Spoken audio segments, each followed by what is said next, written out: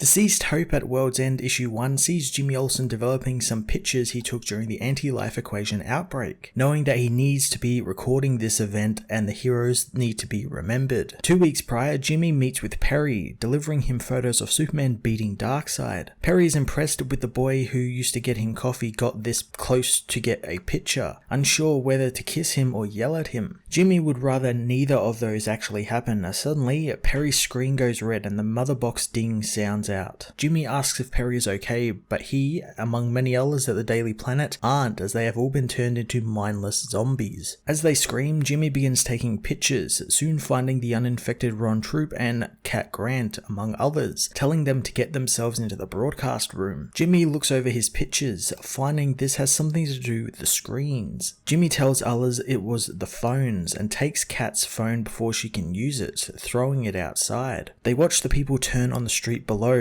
watching them rip one another apart as there is a noise at the door, prompting Jimmy to tell the others that they need to barricade the door quickly. The zombies try and get inside, but suddenly they're all stopped and it's silent. Opening the door, Jimmy sees his pal Superman is there. Superman is glad that Jimmy is alive, wondering why he never used his signal watch. Jimmy says that it's not like he was the only one who needed Superman's help. Superman tells Jimmy to look after these people as he takes off, promising to be back as soon as he can. While Superman was gone, millions around the world were turned into these zombies, as were many of the heroes. Soon Captain Atom explodes above Metropolis, and Jimmy and the others think that they are going to be killed by the nuclear explosion, but they are saved by Diana Lance and her newly acquired Green Lantern ring. Heading to the roof, they meet with Lois, Robin, Superboy and other survivors, all who know there is nothing that they can do. Outside the Green Shield, Superman tells Lois that he is sorry, and Jimmy knows that while losing the city shook him, seeing a crack appear in the Man of Steel shook him almost as much. Wonder Woman asks if Superman is okay, but the hero says that he's ready to help.